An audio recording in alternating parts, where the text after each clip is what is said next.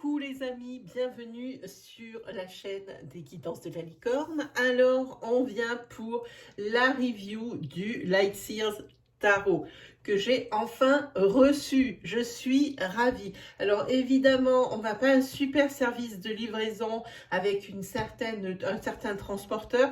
Alors moi je l'ai évidemment toujours après tout le monde. Il est sorti le 11 et ben vous voyez je l'ai eu hier. Sortie nationale le 11, et ben je l'ai eu hier dans ma boîte aux lettres. Donc je vous fais la review donc ce matin de ce coffret magnifique avec un jeu magnifique tout pareil. Hein. Il est même plus, enfin je trouve que les couleurs sont beaucoup mieux choisies dans notre version française que dans la version anglaise où il est dans une couleur un peu vert turquoise, pardon, vert turquoise mais bien appuyé. Moi personnellement je préfère celle-ci. Je vous la montre. Voilà. J'espère que ça rendra honneur, mon éclairage rendra honneur à ces couleurs parce que c'est magnifique. On va l'ouvrir. Alors évidemment, je vous montre ma main par rapport au coffret. C'est un coffret grand, un coffret même géant, fait partie des plus grands, avec Atlantis qui est comme ça, mais aussi le chaman mystique, tous ces grands coffrets. Alors, hop, c'est donc Lightseers Tarot, édition française chez Arcana Sacra. Quand on dit Arcana Sacra, hop, on sait tout de suite que c'est une boîte libre aimantée. Donc, on l'ouvre. Comme d'habitude, sur le rabat du couvercle, on a une carte. Très belle, sur un très joli fond. Je ne sais pas si vous voyez bien les couleurs, elles sont juste magiques. Sachez qu'il est encore plus lumineux que ce que vous le voyez sur la vidéo. Alors ici, vous avez, alors je ne peux pas dire on a un livret, parce que ce n'est pas un livret, c'est carrément un livre de bibliothèque. Ne serait-ce que par sa taille, ne serait-ce que par sa qualité. On est vraiment sur du livre, les amis, là. Là, on est sur du livre. Et même plus que sur un livre de bibliothèque, dans la mesure où toutes les pages sont glacées, sont en papier glacé. Hein. Donc, voilà. Et évidemment, toutes les pages sont de cette couleur. Je vous montre. En turquoise. Hein. Avec un espèce d'effet neige. Et puis ici, on voit... symbole sagesse. Donc, Lightseers Tarot par Chris Anne. Hein. Traduit, alors il faut lui dire un grand merci, hein, traduit par Elodie Coelho. Hein. Édition Arcana Sacra. Voilà Chris Anne. Hop, alors là, bon, ben, c'est toutes les informations utiles ce qui a permis de faire ce jeu. Ici, vous avez le sommaire. Voyons comment elle a classé. Ah, elle les a classés par numéro. Pour se référer aux pages, oui, ben, sur un tarot, c'est pas tellement gênant, c'est gênant par rapport aux oracles. Donc, sur un tarot, moi, je dis c'est bien. Ensuite, à vous, chercheurs de lumière. Ah oui, alors, si on traduit Lightseers Tarot, eh bien, c'est le tarot du clairvoyant, en fait. Hein, voilà, quelque chose comme ça, si on devait le traduire. Hein. Alors, guérir par le tarot, elle explique, donc... l'hashtag Lightseers Tarot. Elle explique guérir par le tarot pour commencer, comment on attaque. Donc là, vraiment, elle ne pleure pas les explications. Hein. Choisissez vos cartes d'ombre et de lumière. Hein. Elle cherche aussi à... Je pense que ce tarot, il est bien pour les remises en question aussi, puisqu'elle vous invite à mettre quelle carte vous paraît... la plus inspirante, celle qui vous touche le plus, et puis laquelle vous parle plus que les autres. Hein. Quelle carte vous met le plus mal à l'aise, laquelle vous attire le moins, laquelle vous rebute. Allez-y, c'est marqué, choisissez vos deux cartes d'ombre et de lumière. Hein. Donc celles-ci font partie, dont l'inspirante, la plus là, que les autres, et la moins et la mal à l'aise, donc... la carte de lumière et la carte d'ombre. Voilà ce qu'elle veut nous dire. Qu'est-ce qu'elle voudrait nous dire d'autre? Carte droite et renversée. Hein. Donc ça, elle y croit hein, dans les tarots. Bon, c'est vrai que déjà, l'apprentissage du tarot en lui-même, c'est déjà pas une mince affaire. Quand on est déjà tout dans le sens droit, c'est vrai que qu'après, quand il faut apprendre le sens inverse, le sens envers, ça fait 2 fois plus de signification, enfin 2 fois plus de, oui, de signification. Hein. Moi, je trouve que c'est vraiment titanesque. Surtout que forcément, une carte qui est lue à l'endroit, quand on la met dans l'autre sens, ça ne veut pas forcément dire son contraire. Hein. Voilà, mais elle l'utilise dans les deux sens, et puis c'est bien, puisqu'elle a choisi ombre et lumière. Donc là aussi, c'est plus dans le positif et dans le négatif, plus que dans les significations, vraiment dites signification dans un sens ou signification dans l'autre.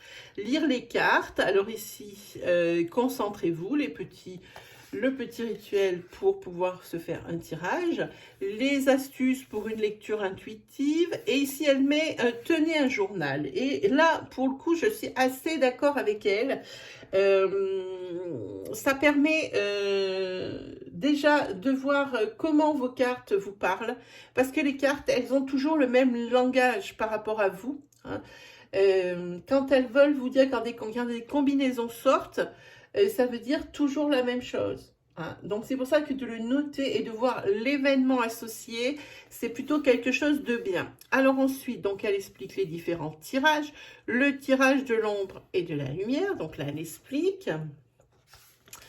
Le tirage du voyant de lumière, le tirage des connexions profondes, le tirage d'appel à l'amour.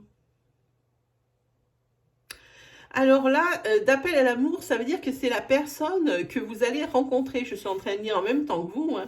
La lumière, la carte 1 ici, correspond à la lumière du partenaire, c'est-à-dire quelles seront les qualités de mon futur partenaire. La carte 2, ici, où dois-je aller le chercher? La carte 3, le blocage, donc celle-ci. Ma part d'ombre qui entrave l'union, qui pourrait entraver l'union. Et la carte 4, ma lumière, quelles sont mes qualités qui attireront mon partenaire? Hein, voilà. Donc là, ils expliquent bien aussi le sens des cartes. Hein. Vous voyez, elle met des petites flèches dans un sens et dans l'autre, donc elle explique bien. Ensuite, vous avez le tirage de la joie de l'âme. Et là, on attaque les choses sérieuses. Alors là aussi, une superbe illustration de ce côté-ci avec des personnages de ces cartes. Elle parle des arcades majeures. Donc la petite phrase ici, rituel pour un peu expliquer. Et là, une double page pour chaque carte. Hein. Et puis la carte, elle prend pas beaucoup de place en même temps. Vous vous en percevez. Donc ici, pour chaque carte, donc là, je prends l'exemple du fou. Hein, les concepts clés. Vision de lumière, donc quand c'est la carte dans le sens droit, nouveau départ, enthousiasme, aventure, opportunité à saisir, etc. Et la vision de l'ombre, c'est la naïveté, la conviction d'avoir déjà toutes les réponses, les précipitations, l'impulsivité. Vous voyez, c'est plutôt bien fait parce qu'elle exprime vraiment son point de vue. Hein, voilà, c'est pas quelque chose de général. Comme je vous expliquais tout à l'heure. Ensuite, il y a la vision de la carte ici. Hein, et ici, il y a la petite phrase ici qui résume la carte. Une espèce de petit mantra, on dirait. Hein. Et ici, vous avez le message du fou. Donc, le message de la carte. Et ici, elle termine par « J'éclaire la voie de mon âme et me tiens prêt pour l'aventure ». Ensuite, nous avons le tirage du jeu de la confiance. Alors, pourquoi elle l'a mis entre deux? Est-ce qu'elle a fait ça à chaque fois? Non. Ah ben c'est peut-être une petite faute de leur part, parce que je vois peut-être dans le montage du livre, parce qu'il y a un tirage qui arrive entre deux explications d'arcade majeure. Bon, ça c'est pas bien grave. Hein. Voilà. Bon, mais elle nous propose un autre tirage, le tirage du jeu de la confiance, hein, avec 4 cartes. Le magicien, alors bon, hop, c'est tout pareil. Hein. Donc, comme on va regarder les cartes une par une, je vais passer, on va aller jusqu'aux arcanes mineures, évidemment. Où est-ce qu'elles sont? Voilà, les arcanes mineures. Hop, elle explique toujours le même petit texte avant. Elle dit, pour les bâtons, elle tourne au début sur une page de généralité avec les bâtons, élément feu, associé à la créativité, aux idées, à l'action, l'illumination, l'inspiration, passion, manifestation. Et l'élémental, c'est la salamandre. Voilà, avec l'as de bâton. Donc, elle explique tout ça. Elle fait pareil avec les épées, les pentacles. Et qu'est-ce que c'est? Qu'est-ce que j'ai dit? Épée, pentacle. Et qu'est-ce qui me manque? Épée, pentacle, coupe. Voilà, elle fait ainsi, comme ça, tout du long. Et là, sur la dernière page de son livre, j'insiste, nous avons les remerciements, hein, évidemment, à toutes les personnes. Alors, est-ce qu'elle a...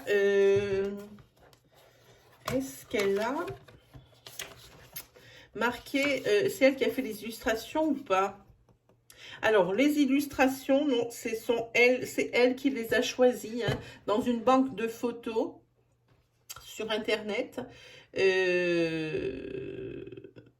Sinon, elle s'est fait aider de Stéphanie Gras pour la disposition des tirages et les symboles dessinés du livre. Voilà. Sinon, c'est elle qui fait les illustrations. Et ben moi, je dis chapeau, madame. Allez, on continue. On va regarder. Alors là, il y a le ruban. Arcana Sacra. Aïe, je me suis fait mal hier. Maintenant, ça me fait mal partout où je tape. C'est super agréable. Voilà. Il y a le petit ruban. Pour sortir le jeu carrément, hein, parce qu'on est toujours dans de la boîte en dur. Alors, attendez, parce que hier, ça va pas le faire. Voilà, ça c'est ça comme ça. Ici, on va y remettre vite fait dans l'ordre. J'ai montré à mon mari les cartes parce qu'elles sont juste magiques. Voilà, donc il n'y a pas grand chose, il n'y a pas grand mal. Voilà, ici comme ça. Donc, on va regarder de suite cette boîte. Une boîte en dur, une boîte cloche. Hein. Hop, avec sa carte. Arcana Sacra a remis un petit ruban pour sortir facilement la carte. Dans le fond de la boîte, une carte. Dans le fond du couvercle, carrément, c'est le dos de la carte. Voilà. Avec une petite phrase. Votre voyage commence. Donc, on va le mettre là. Voilà. Ça, je vais le poser là. Et on va attaquer avec les arcanes.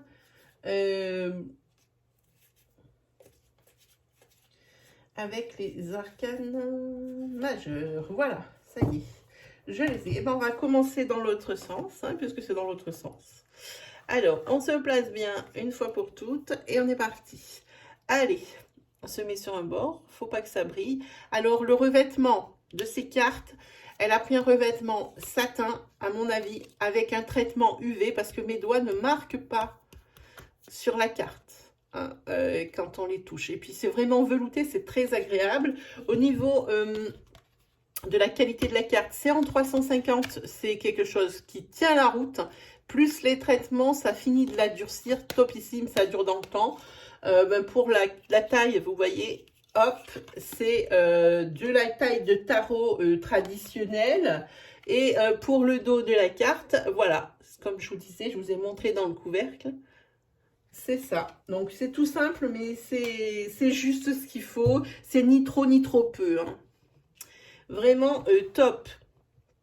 Allez, on est parti pour le monde. Le jugement. Le soleil,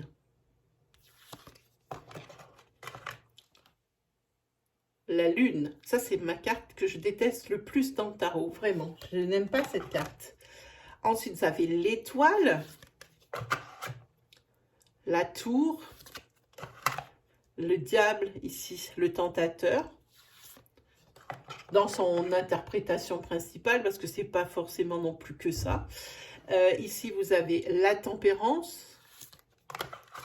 Alors ici, normalement, c'est l'arcane 13. L'arcane, la mort. Évidemment, on le voit ici, hein, mais pas que. Hein. On voit que derrière, justement, je ne sais pas comment ça s'appelle, c'est pas un sheikh, je ne sais pas comment on appelle ça. Voilà, on voit que le visage, ici, il y a forcément une renaissance derrière. Hein. C'est mort et renaissance, hein, qu'elle a appelé la carte, hein, pas forcément mort dans la tradition. Ici, vous avez le pendu, hein, qui voit les choses sous plusieurs angles. Ici, vous avez la justice avec l'épée. Excusez-moi. Voilà. Vous avez la justice avec les épées, ce sont des choses qui vont de pair. Hein, voilà. Ici, vous avez la roue de fortune, qu'elle a appelée tout simplement la roue. Ensuite, vous avez l'ermite, il est seul. Ici, vous avez la force. Alors, cette demoiselle, hein, c'est elle. Elle n'est pas accompagnée du lion comme on le voit d'habitude. C'est elle qui est moitié lionne, moitié elle. Et elle est aussi empreinte de douceur puisqu'elle a mis un agneau, hein, dans le bas. Cette carte est très, très parlante. Ici, vous avez le chariot. Et là, pour sa vision à elle, ce chariot-là est en mouvement. Ce qui n'est pas le cas tout le temps, où l'on voit souvent le chariot avec les destriers qui sont à l'arrêt. Hein. Donc ici, c'est vraiment la carte du mouvement. Ici, vous avez les amoureux. Ici, vous avez donc, alors, normalement, cette carte, le 5 dans le tarot, c'est le pape. Eh bien, elle n'a pas appelé le pape, elle l'a appelé le gardien du sacré. Que je ne me trompe pas, je n'allais pas vous dire une. Hein. Voilà. Ensuite, vous avez l'empereur, l'impératrice, celle qui porte le monde, hein, la génitrice, la mère. Ici, vous avez la grande prêtresse, celle qui est sur la boîte. Le magicien et le fou. Donc, on va faire ça, hop, pour les pentacles. Voilà, alors, pour les pentacles. Allez, on attaque. Voilà, pour l'as de pentacle. Ici, vous avez la reine, le valet, le cavalier, qui est toujours avec un cheval, qu'il soit dessus ou non. Le 10 de pentacle. Le 9 de pentacle. Alors, cette carte, elle est belle. Le 10 de pentacle, en général, c'est tout ce qui est... le 10, je vous dis n'importe quoi. Le 9 de pentacle, en général, c'est tout ce qui est le bien-être. Hein, on voit ici la colombe, puis elle a quand même un visage hyper éclairé, hyper ouvert. Donc, c'est le bien-être, c'est la sécurité matérielle, mais c'est une carte aussi qui invite à la prudence. Faut pas l'oublier. Le 8. Ah, celle-ci, elle est très belle. Celle-ci, c'est la carte du 7 de pentacle qui dit que c'est le fruit de son propre travail. On le voit très, très imagé, très, très réaliste. Ici, on a même la couleur des chakras. Des 7 chakras, on a la couleur. Et puis ici, il y a la plante qui pousse et puis il est là. Hein, voilà. Donc ça, c'est vraiment le fruit de son travail. Le 6 de pentacle, 5. Alors, cette carte, 5 de pentacle, en général, vous la voyez avec deux personnages ici qui sont miséreux, qui ont du mal à marcher, ils ont des cannes, et puis ils passent sur le côté d'une église où on voit un vitrail avec les 5 pentacles. C'est ce qui signifie les difficultés matérielles, les difficultés financières. Hein, avec, ils sont en difficulté, mais ils ne voient pas qu'avec ce 5 de pentacle, ils pourraient s'en sortir. Ils passent sans le voir. Ben, elle, c'est pareil aussi. Elle a un peu la tête dans les genoux. Elle n'est pas bien, on le voit. Donc, dans les difficultés financières, difficultés matérielles ou autres, hein, en tous les cas, tout ce qui touche le matériel. Et elle non plus, elle ne voit pas qu'elle pourrait s'en sortir. Donc, c'est une autre carte, une autre vision, mais c'est très juste. Le 4 de pentacle, voilà. Le 3, 2. Alors, celle-ci. Le 2 de pentacle, on la reconnaît quand même bien. Avec ici, c'est 2. Les deux. Alors, un sac et on le voit ici, il y a quand même un pentacle sur les deux. Hein. C'est 2 sacs, hein, qu'elle a mis. C'est tout ce qui concerne l'équilibre, la gaieté, ou le déséquilibre, tout dépend ce qu'il y a à côté, la gaieté, le divertissement et le jeu. Donc ici, on voit bien, on le sent bien. Hein. Et enfin, vous avez l'As de Pentacle, qui est tout ce qui est acquisition, succès, etc. Hein. Alors, après, voilà, on va attaquer avec les épées. Hop, pour les épées, le roi, la reine, cavalier, le valet, le 10. Alors, le 9 d'épée, celui-ci, c'est tout ce qui est désespoir, cauchemar, on le voit avec cette horde de corbeaux. Voilà. Celle-ci, alors, 8 d'épée, c'est tout ce qui est les chagrins, les mauvaises nouvelles. Hein. Le piège. Hein. Ici, vous êtes empêché de faire quelque chose. On voit avec ces liens. Hein. Voilà. 7 d'épée. Ici, c'est le subterfuge. Hein, on voit. Et on y laisse des plumes en même temps. Hein. On voit bien. Celle-ci, elle est bien caractéristique, mais je trouve que la prise de vue, elle n'est pas tellement dans la... Ça fait partie des cartes que je trouve qui ne sont pas très fidèles, mais si c'est ce qu'elle voulait, eh ben moi je dis c'est très bien, parce que normalement on voit une personne qui part d'un bateau pour montrer que la personne s'en va ou laisse partir des choses, et ici on voit plutôt qu'elle reviendrait. Si on la voit de face, c'est plutôt qu'elle reviendrait. Hein.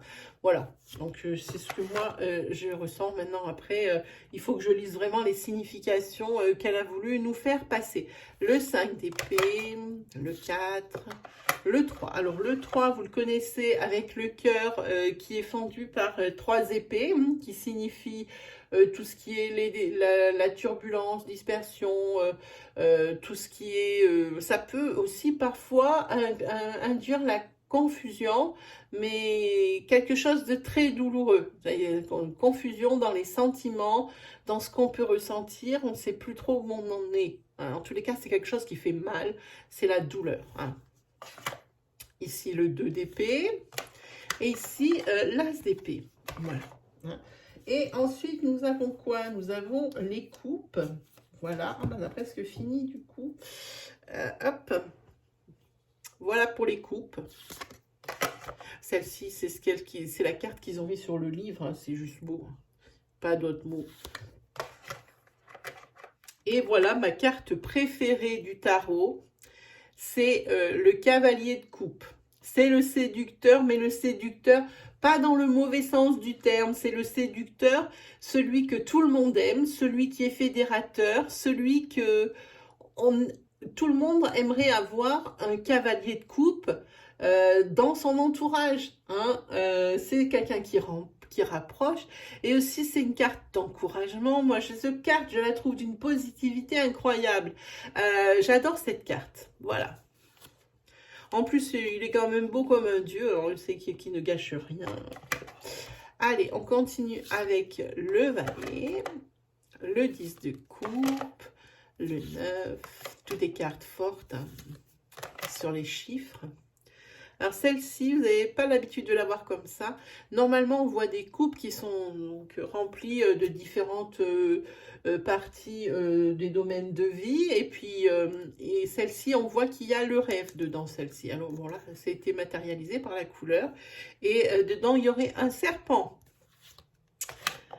Qui dangereux ou pas, je ne sais pas, c'est pas le genre de bête que j'affectionne. Celle-ci, c'est le 6 de coupe, elle est très belle. Celle-ci, elle amène la nostalgie. Ah, ça peut être de la nostalgie positive. C'est ce qu'on se souvient ici. Voilà, parce qu'on voit qu'ils ont vieilli ensemble et puis ils se souviennent. Hein. Là, on les voit adultes, voire un peu plus, qui ont vraiment fait du chemin ensemble. Hein. On voit les couples, ils y pensent. Hein. Et là, il était bébé. Et là aussi, il était jeune, hein, le monsieur. Puis c'est cette nostalgie. Puis on voit une grande sérénité aussi dans cette carte. J'aime beaucoup. Ensuite, le 5, 4, le 3, le 2 de coupe. C'est tout ce qui est la passion. On voit qu'il y a 2 mains ici hein, qui fusionnent. Hein. Et l'As de coupe, que tout le monde adore, puisque c'est l'abondance, que ce soit en amour ou autre. Allez, on termine par les bâtons. Voilà. Le roi, la reine, le cavalier, le valet, le 10 de bâton. Celle-là, le 10 de bâton, habituellement, on le voit de dos. C'est la personne qui porte tous ses bâtons de folie et qui, on voit qu'il y a le chemin a été long et qu'il reste encore long pour beaucoup d'efforts, beaucoup de fatigue, pas de lassitude, mais un vrai combat contre soi-même pour obtenir ce que l'on veut. Hein. La carte est complètement différente, mais très parlante aussi, j'aime beaucoup. Oui. Ah, celle-ci, elle est pareille, c'est drôle. 7 de bâton, le 6, 5, 4, 3, et bien 2 secondes, on va décoller, hein, 3, 2 de bâton. De l'incertitude, on le voit, qu'elle est dubitative devant sa fenêtre. On le voit, on le voit. Et ici, on finit avec panache, avec l'as de bâton. Voilà. Tout ce qui est la création, c'est la création d'entreprise, on le voit ici. Ça se passe au niveau de l'initiative. Hein, c'est vraiment le début de quelque chose, le bourgeon. Ça, c'est vraiment quelque chose de très particulier, cette carte. Voilà, eh bien, qu'est-ce que j'ai fait du couvercle là? Voilà, vous avez la review donc du Light Sears. Si vraiment vous voulez vous mettre un tarot qui est moins austère, moins difficile, peut-être qu'avec des images comme celle-ci, évidemment les significations, ça va être beaucoup plus facile à apprendre. Donc s'il y en a un à apprendre, je pense que celui-ci fait partie des livres des tarots de l'année 2021. Hein. En édition française, sa sortie, déjà elle était attendue déjà pour le mois de juillet 2020 et à cause du Covid, ça a été repoussé et repoussé et enfin on peut enfin l'avoir en version française. Merci Elodie pour la traduction parce que sinon le travail il est titanesque. Voilà mes amis, c'est terminé pour cette review du Light Sears Tarot. J'espère que ça vous aura plu, j'espère qu'il vous aura plu, vous donnera envie de l'acheter parce que c'est un tarot et un travail qui mérite. Sur ce, eh bien moi il me reste plus qu'à vous souhaiter le meilleur comme d'habitude et puis on se dit à très vite pour de nouvelles vidéos. Allez, salut tout le monde!